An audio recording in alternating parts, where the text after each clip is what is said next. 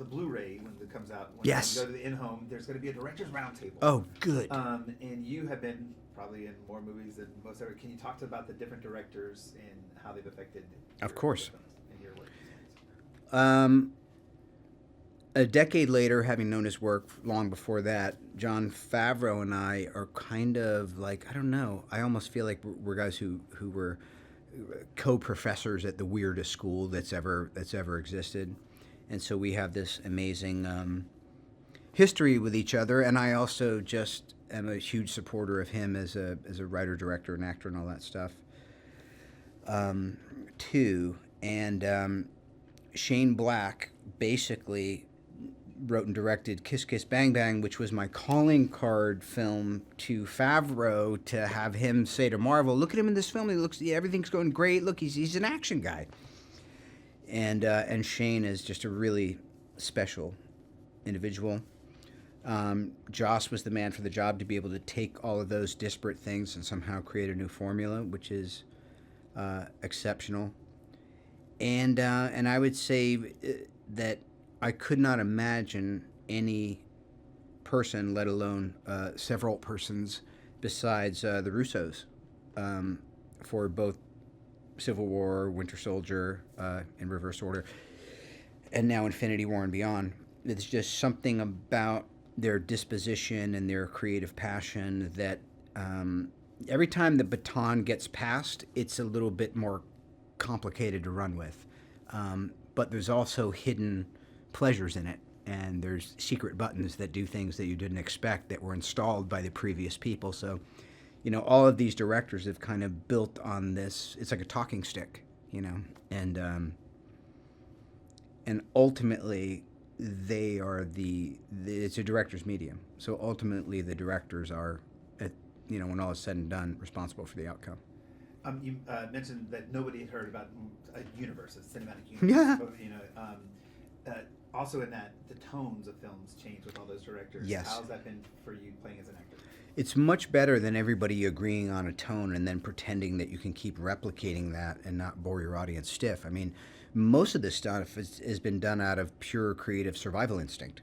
So, and if I've learned one thing along the way now, it's that the audiences are predictably unpredictable, but they tend to organize around certain lines, and they want to organize at higher levels. And just as a spectator, I want to feel like there's an evolution in my own experience as just a viewer.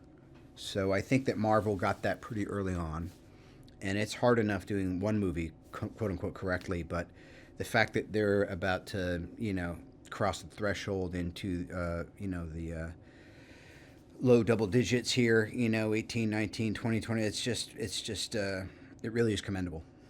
And there's going to be 2 to 3 minutes of gag reel that'll be on Oh, this. good. So no one's seen the film, no one's seen the gag reel, no one's seen anything. Mm-hmm. Can you give us a moment that you think might be on the gag reel from set? Oh my God. Well, anytime Pratt's around. Then again, I say that the standout nonsense player lately has been Hemsworth. And also just the journey that Thor goes on in Infinity War and beyond is, to me, it's just amazing, and he's all that. So always loved the Guardians. Any time that I did anything with Rudd, I think that's probably going to play pretty well. If there's ever a chance that Paltrow and Favreau happen to be within 100 miles of each other, that always works. It could damn well be anything. And as the Godfather, yes. Do you have a go-to must-have Marvel Cinematic Universe film of all the 18 and 19 that this is? Wow. Well, I'm a bit of an Origins guy, so I would say watch the first in any series, because that's really the one where it's like a newborn foal. It's a little shaky on the legs, and then you're like, how is it walking so quick? So yeah, the first of any of them. And to wrap up, last question. We've heard great things over the last day or two about off-set lunches and parties and hosts by Robert Downey Jr. Yeah. How? Tell us a little bit about. All right, I used to call myself the head of the acting department. Then now I was given the name the Godfather or the Bob Father. I've heard that said too. But now what I am is a very comfortable and lazy event coordinator. That's essentially what I do now. So bar mitzvahs, parties, weddings, after parties, and certainly production lunches. That's something that I special in. Goat was served. There was a goat roast. There was. Where did you hear this? Yeah, and I'm trying to think why. Oh, because the chef said, you know, sometimes you're in Georgia. She said, you know, I have a backyard and I could probably roast a whole pig, but it's a whole thing. I got to dig a hole. And I was like, geez. I was like, well, we're going to need that. And then it just seemed a little less brutal, but even stranger that there was a cloven-hoofed animal brought to her. It got very medieval that day. I'll tell you that much.